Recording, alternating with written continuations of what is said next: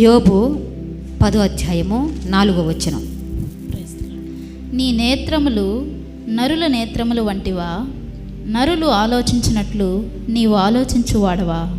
ఆమేన్. ఇక్కడ యోబు అనే ఒక వ్యక్తి ఉన్నాడు. ఆ వ్యక్తి దేవుని యందు భయము భక్తి కలిగిన వాడు, న్యాయవంతుడు. ఆయన దేవుని యందు న్యాయవంతుడై నీతిమంతుడై యథార్థవంతుడే ఆయన యందు ఉంటే, ఆయనకొచ్చిన శ్రమకి ఆయన కొన్నటువన్నీ, ఆయనకన్నీ ఎన్ని ఉన్నాయో అన్నీ నిర్మూలన చేయబడుతుంది. ఆస్తి మొత్తం తూర్పు దిక్కున ఆయన వంటి ధనవంతుడు ఇంకొకడు లేడు. అయితే ఆయన కలిగినటువన్నీ ఒక్క దినమే, ఒక్క రోజులోనే సమస్తము నిర్మూలన చేయబడుతుంది. ఇలా చేసినప్పుడు చాలా ఆశ్చర్యం కదా. ఒక్క రోజునే సర్వస్వం పోగొట్టుకుంటే వాళ్ళ బాధ ఎలా ఉంటుంది? ఆస్తి పోయి, బిడ్డలు పోయి, తన శరీరం పోతే అతనికి ఎలా ఉంటుంది? ఆయన అంటున్నాడు, ఒక మనిషి కనిపెట్టి ఒకటి తర్వాత ఒకటి, ఒకటి తర్వాత ఒకటి, ఒకటి పోతే ఒకటి, ఒకటి పోతే ఒకటి. కొంతమంది అంటారు కదా, ఒకటి పోతే ఒక శ్రమ, ఒకటి పోతే ఒకటి, ఒకటి పోతే ఒకటి మాకు వస్తూ ఉంటుంది అంటారు కదా. ఒకటి పోతే ఒకటి, ఒకటి పోతే ఒకటి, ఒకటి పోతే ఒకటి ఆయనకు జరుగుతుంటే ఇది మనిషి చేసిన పనా, దేవుడు చేస్తున్న పనా అర్థం కాక, ఇది మనిషిలాగే ఉందే కానీ ఇంతటి శ్రమ నేను ఎక్కడ చూడలేదని ఆయనకు అర్థం కాక ఆయన అడుగుతున్నాడు. ఏమని తెలుసా? దేవుణ్ణి అడుగుతున్నాడు. ఏమనంటే, నీ నేత్రములు నరులు నేత్రములు వంటివా? నరులు ఆలోచించినట్లు నువ్వు ఆలోచించేది వాడవా? ఈ లోకములో దేవుడు అందరికీ కన్నులు ఇచ్చున్నాడు. ఆమేన్. కన్నులు కలిగిన వారందరూ దేవుని స్తోత్రం చెప్తాం. ఉన్నాయి అందరి కన్నులు? ఆమేన్. దేవునికి స్తోత్రం. మనుషులు చూస్తున్నట్లు దేవుడు చూడకూడదు. మనుషులు ఆలోచించినట్లు దేవుడు ఆలోచించకూడదు. అలా ఆలోచిస్తే ఆయన దేవుడే కాదు. మనుషులు ఆలోచించినట్లు దేవుడు ఆలోచించినా, మనుషులు చూస్తున్నట్లు దేవుడు చూసినా, మనిషికి దేవుడికి వ్యత్యాసం ఏముంది? మనిషికి దేవుడికి తేడా ఏముంది? అందుకే దేవుడు ఒక మాట చెప్పాడు. యెషయా 55వ అధ్యాయము 8వ వచనం. నా తలంపులు మీ తలంపుల వంటివి కావు, మీ త్రోవలు నా త్రోవల వంటివి కావు. ఇదే యెహోవా వాక్కు. దేవుడు చెప్తున్నాడు, నా తలంపులు మీ తలంపులు వంటివి కావు, మీ త్రోవలు నా త్రోవల వంటివి కావు. నిజం చెప్తున్నాను. మనుషులు చూస్తున్న చూపుకి దేవుడు చూస్తున్న చూపుకి చాలా వ్యత్యాసం ఉంది. దేవుడు కన్నులు భూలోకం అంతటినీ చూస్తున్నాయి. హల్లెలూయా. ఆయనకు కనిపించినవి ఈ లోకములో ఏమీ లేదు.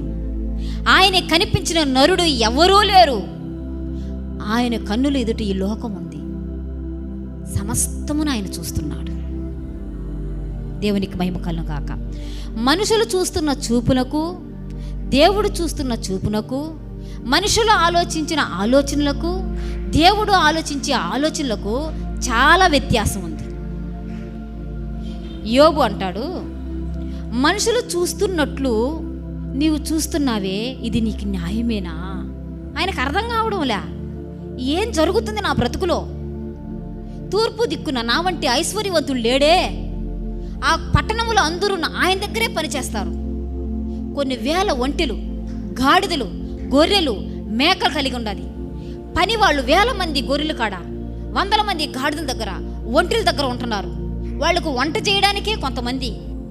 ఉదయకాలము ఆ పనోళ్ళకి, ఎక్కడ గొర్రెలకి, ఒంటెల కాడ, గాడిదల కాడ పనోళ్ళు ఉండారే. ఆ పనోళ్ళకు వంట చేయడానికే కొన్ని 100 మంది వంట చేస్తుంటే ఉదయకాలమే 7 లారీలు అవుతుందట టిఫిన్కి.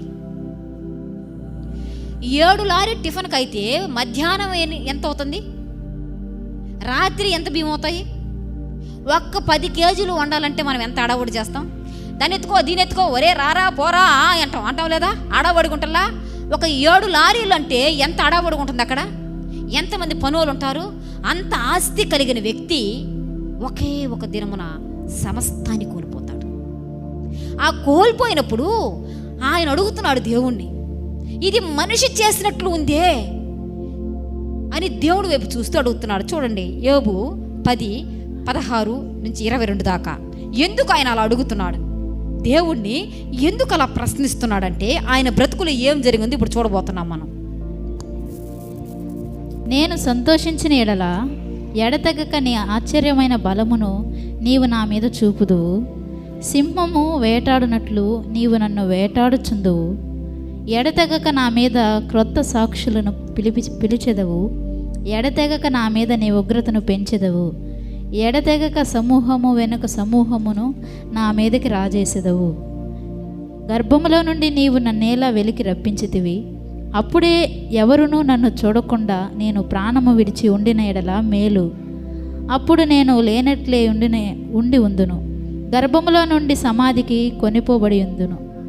నా దినములు కొంచెమే గదా, తిరిగి వెలుపలికి రాజాలని దేశమునకు, అంధకారమును మరణాంధకారము గల దేశమునకు, కటిక చికిటి అయి గాఢంధకారమయమైన దేశమునకు, భ్రమ పుట్టించు మరణాంధకర దేశమునకు, వెలుగే చీకటిగా గల దేశమునకు నేను వెళ్ళకముందు కొంతసేపు నేను తెప్పరిల్లినట్లు నన్ను విడిచి నా జోలికి రాకుండుము. కొంతసేపైనా తన జోలికి రావద్దని దేవుడు కొంతసేపు కూడా అతనికి విరామము లేకుండా ఏం జరుగుతుందంటే, సింహము వేటాడునట్లు నీవు నన్ను వేటాడుదువు. ఎడతెగక నా మీదకి క్రొత్త సాక్షిని పిలిపిస్తున్నావు.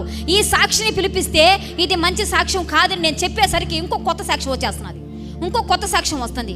మన భాషలో చెప్తాంగా, ఒకటి పోతే ఒకటి శ్రమ. ఎందుకు వస్తేనే తెలియటం లేదు, ఏ దారిలో వస్తేనే తెలియటం లేదు. బ్రతుకులు ఏంది, ఇది తీరక తాలకే ఇంకొక శ్రమ వస్తున్నది. అలా వస్తుంది. అయ్యో, నేను పుట్టకుంటుంటేనే పోయిన్నే, నా తల్లి గర్భంలో నేను పిండముగా ఉన్నప్పుడే నేను మరణించుంటే పోయిన్నే, ఈ చీకటి చూడకుండా ఈ బ్రతుకు నేను బ్రతక్కుంటా అని ఆయన బాధపడుతూ చెప్తున్నాడు. చాలాసార్లు మనం కూడా అనుకుంటాం కదా, మన బాధను బట్టి నేను పుట్టకుంటున్నా పోయింది, నా తల్లి అప్పుడే ఒడ్ల గింజేసి చంపేసున్నా పోయింది. మన సాంప్రదాయ మాటలు కదా, ఇలాగా మనం అనుకుంటాము. యోబు కూడా అనుకుంటున్నాడు. ఆయన అనుకోవడానికి కారణం ఉంది. ఐశ్వర్యవంతుడు, అన్నీ ఉన్నవాడు, పాపం ఒక్క దినములోనే అతనికి అంత నాశనం వచ్చింది. అందువల్ల ఆయన బాధపడుతూ ఆయన అడుగుతున్నాడు. మనిషి చూపుకి దేవుడి చూపుకి చాలా వ్యత్యాసం ఉంది. మనిషిలాగా దేవుడు చూడడు. చాలామంది మాట్లాడతారు, ఏమని తెలుసా, చాలామంది మనిషితో మాట్లాడినట్టు మాట్లాడతారు, దైవంతో. ఆయన కన్నులు లేవా, వాళ్ళకి కలిగిన నష్టాన్ని బట్టి ఆయనకి కన్నులు లేవా, ఆయనకి చెవులు లేవా, దేవుడు ఉండాడా లేడా, మాకింత నష్టం కలిగింది అని చాలామంది మాట్లాడతారు. ఆలోచించండి, వాళ్ళ మాటలు దేవుడు వినడు. వాళ్ళు భూమి మీద ఉన్నా వాళ్ళు లేనట్టే ఆయన దృష్టిలో. దేవుడు చూస్తున్న చూపు వేరు, మనిషి చూస్తున్న చూపు వేరు. నీ ఇంటిలో నువ్వు తీర్పు తీర్చని దేవుడు నీకు ఈరోజు ఇస్తే, నువ్వు నీ ఇంటికి నువ్వేం తీర్పు తీరుస్తావు ఒకసారి ఆలోచించు. నీ భర్తకి ఏ తీర్పు తీరుస్తావు, నీ బిడ్డలకి ఏ తీర్పు తీరుస్తావు, నీ పక్కింటి వారికి నువ్వు తీర్పు తీర్చని దేవుడు నీకు అధికారం ఇస్తే నువ్వు ఏ తీర్పు తీరుస్తావు నీ పక్కింటి వారికి? ఒకవేళ నీ గ్రామానికి నువ్వు తీర్పు తీర్చమని నిన్నిస్తే నీ గ్రామానికి ఏ తీర్పు తీరుస్తావు? ఖండాలుగా నరికి కాకలకి గద్దలకి అనిపిస్తుందా లేదా? మనకి తీర్పిస్తే నీ కుటుంబానికి తీర్పి, వాళ్ళ మనసును బట్టి వాళ్ళ బుద్ధిని బట్టి నువ్వు తీర్పివనంటే మనం ఏం చేస్తామా? తాట తీస్తాం, వాళ్ళకి తీమా. కానీ దేవుడు అటిమింటి కఠినాత్మలకు కూడా సూర్యుని ఉదయింపు చేస్తున్నాడు, వర్షం కురిపిస్తున్నాడంటే మన మనస్సు ఆయన మనస్సు, మన చూపు ఆయన చూపు. నాకు తెలిసిన వాళ్ళు ఒకరు ఉన్నారండి, చిన్నప్పటి నుంచి చూస్తున్నాను నేను. అతని గురించి చాలామంది పొగుడతారు, విన్నాను, చాలా మంచి బిడ్డ అనేది. ఆ తర్వాత నేను ఆ ఊరికి వెళ్ళినప్పుడు అతను చీమకు కూడా హాని చేయడు అని చెప్పేది గమనించాను. ఎవరితో వెటకారంగా మాట్లాడరు అని చెప్పేది అది కూడా గమనించాను. అయితే ఆయన పెరిగి పెద్ద వివాహం చేసుకున్నాడు, పిల్లలు పుట్టారు ఆయనకి. పిల్లలు పుట్టిన తర్వాత కొన్ని సంవత్సరాల తర్వాత అతను అనుకోని రీతిలో ఒక చెట్టు ఎక్కి కింద పడిపోయినాడు. పడిపోయి నడుము దాకా ఇరిగిపోయింది. ఇక్కడి నుంచి స్పర్శ లేకుండా అయిపోయింది. 1 2 3 ఏమొస్తుందో కూడా తెలియదు, ఏమి స్పర్శ లేదు. అయితే చివరికి సంవత్సరాలుగా పడి ఉన్నాడు, ఇప్పటికీ స్వస్థత లేదు.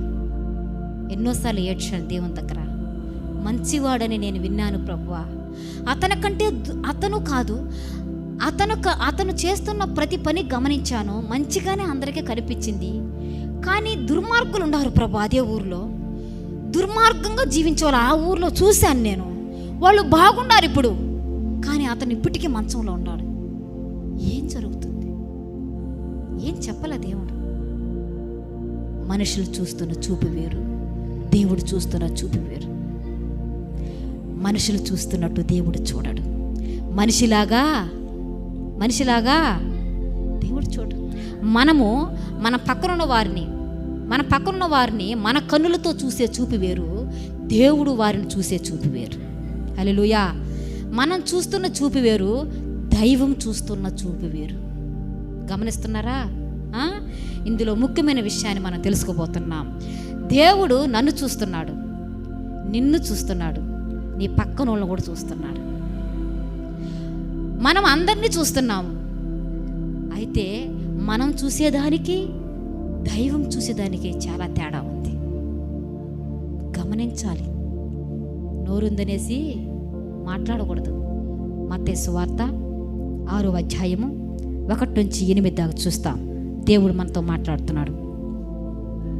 మనుషులు చూసే చూపు ఎలా ఉంటుంది, దైవం చూసే చూపు ఎలా ఉంటుందో ఈరోజు మనం తెలుసుకోబోతున్నాం. మత్తయి సువార్త 6వ అధ్యాయం 1 నుంచి 8 దాకా. మనుష్యులకు కనబడవలనని వారి ఎదుట మీ నీతి కార్యము చేయకుండా జాగ్రత్త పడుడి. లేని ఎడల పరలోకమందున మీ తండ్రి యొద్ద మీరు ఫలము పొందరు.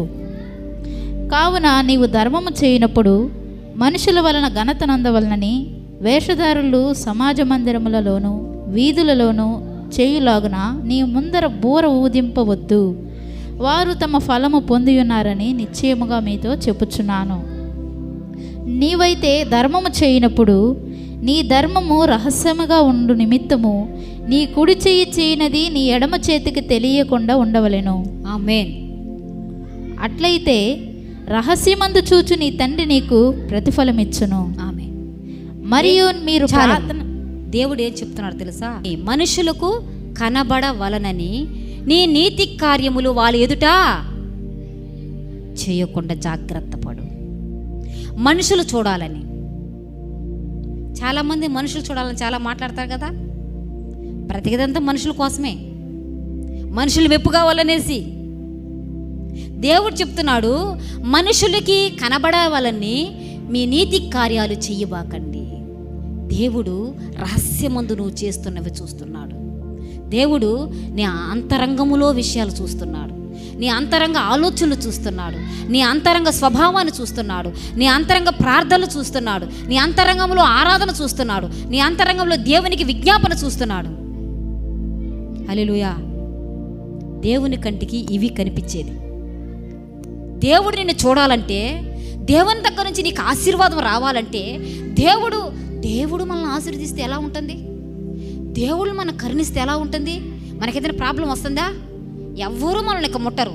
మరి దేవుడు నుంచి మనకు రావాలంటే దేవుడు కనబడాలి.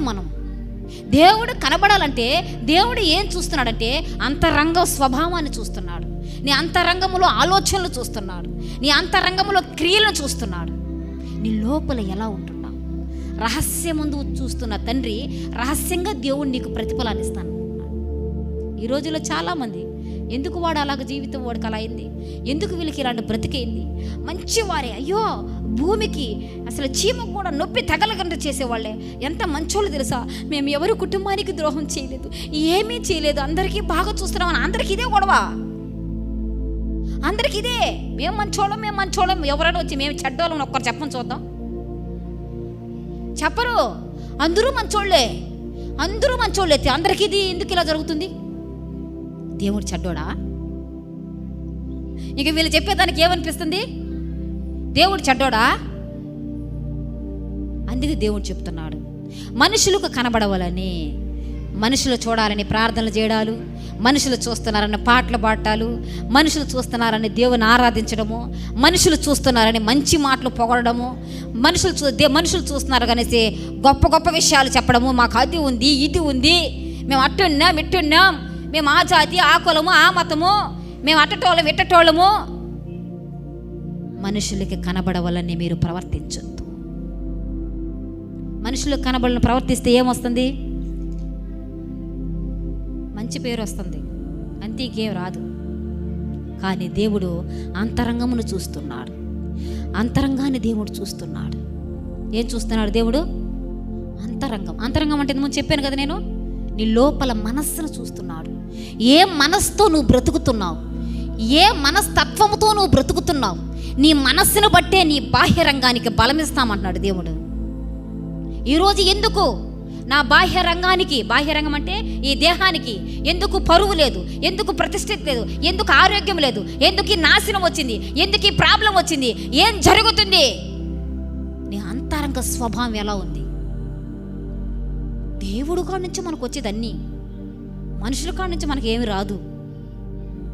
అందుకే దేవుడు చెప్తున్నాడు, యోహాను సువార్త 1వ అధ్యాయం 48 నుంచి 49 ఇక్కడ చూస్తే, యేసు ప్రభు వారు తిరుగుతున్న రోజుల్లో యేసు ప్రభు దగ్గరికి ఒక శిష్యుని రమ్మని చెప్తాడు. ఆయన వస్తూ అతని ఫ్రెండ్ ఒకడు ఉంటాడు, నతనయేలు అని ఉంటాడు. అక్కడ ఆ నతనయేలు పిలుస్తాడు. ఎందుకు పిలుస్తాడంటే, ధర్మశాస్త్రములో